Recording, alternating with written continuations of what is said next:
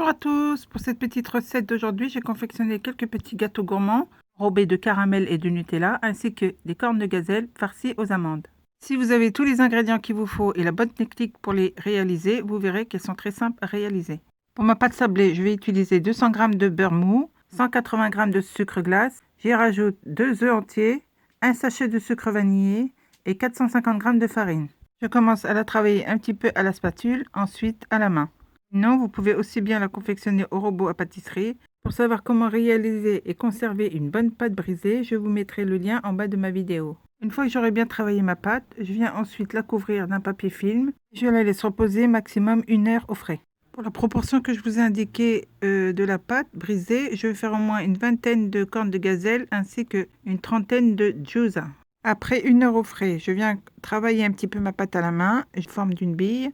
Ensuite, je vais utiliser un moule en fonte spécial moulé en forme de coque que j'ai pu me procurer en séjour en Tunisie. Sinon, actuellement, vous pouvez les trouver en appareil électrique. Ensuite, avant de déposer mes boules de pâte, j'ai chauffé quelques minutes ma plaque sur le feu, bien badigeonnée de beurre de chaque côté. Je dépose mes boules de pâte.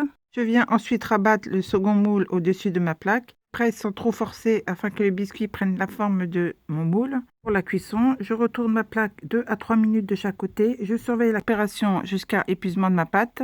Pour ceux qui le souhaitent et si vous avez aimé, n'hésitez pas à la partager. Vous trouverez également sur ma page YouTube ou les réseaux sociaux les recettes de Saba, d'autres recettes de pâte sablée. Sinon, pour cette recette, vous retrouverez tous les ingrédients en bas de cette vidéo. Maintenant que mes biscuits sont cuits, je n'ai plus qu'à donner la forme qu'il leur faut. À l'aide d'un couteau, je vais gratter le contour pour qu'ils soient tous uniformes. Pour farcir mes petites coques, je vais utiliser du lait concentré, sucré que je vais déposer dans le fond d'une casserole avec un petit peu d'eau. Je laisse cuire pendant 1 heure. Sinon, ouvrir la boîte et laisser cuire quelque temps jusqu'à obtention d'un caramel. Pour les goûts et les préférences, je vais également en farcir d'autres avec du Nutella.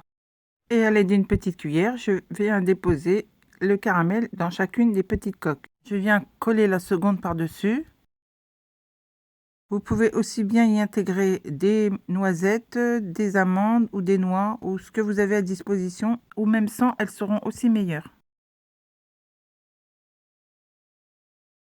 Je vais passer maintenant à la réalisation des cornes de gazelle. Vous verrez qu'elles sont aussi simples à réaliser. Pour mes cornes de gazelle, je récupère le restant de ma pâte. Je viens former des boules de la grosseur d'un œuf. Je vais les peser pour qu'elles aient le même poids, à peu près entre 15 et 18 grammes chacune. Je viens ensuite préparer ma pâte d'amande. Utiliser 350 g de poudre d'amande, 100 g de sucre glace, 1 cuillère à café de levure chimique, 1 cuillère à café de cannelle. Je mélange bien et je viens incorporer 125 centilitres d'eau de fleur d'oranger.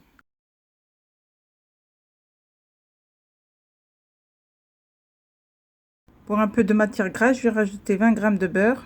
Je mélange bien à la main pour que ma pâte soit bien consistante. Ensuite, je rajoute un petit peu de zeste de citron pour donner un peu plus de goût, l'arôme plus ou moins. Là, je vais venir les peser. Je vais procéder de la même manière que pour ma pâte, à peu près qu'il fasse 15 à 18 grammes. Une fois que j'ai réalisé toutes mes boules de pâte d'amande et de pâte, je viens maintenant confectionner les cornes de gazelle. Je saupoudre d'un petit peu de farine sur mon plan de travail. Et à l'aide d'un petit rouleau à pâtisserie, j'étale bien ma pâte afin qu'elle ait une forme assez ovale. N'oubliez pas de préchauffer votre four quelques minutes avant. Je viens ensuite récupérer ma boule de pâte d'amande que je viens rouler entre la paume de mes mains. Je la dépose au centre de ma pâte et je viens tout simplement la rouler avec le bout de mes doigts. Et vu que la pâte est assez souple, vous pouvez la manipuler comme vous le souhaitez. Et pour donner la bonne forme à votre corne de gazelle, j'en ai vu beaucoup se servir d'un bouchon ou d'un rond de pièce pour donner la bonne forme à votre corne de gazelle. Ensuite, enfournez à 180 degrés pendant 25 à 30 minutes. Une fois mes biscuits cuits, laissez refroidir. On va les enrober de sucre glace. Pour cela, je vais passer un petit peu de sucre glace à la passoire pour éviter les grumeaux.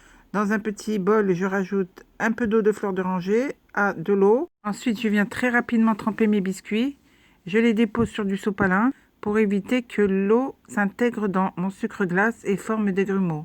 Je viens ensuite les enrober de sucre glace, mais vous pouvez aussi bien réaliser un glaçage. Pour ma part, je trouve que ça donne un goût trop sucré, donc je préfère de cette manière. Je termine avec le reste de mes cornes de gazelle. Vous pouvez les conserver dans un tupperware pendant quelques jours, quelques semaines, mais pour ma part, elles ne finiront pas la semaine.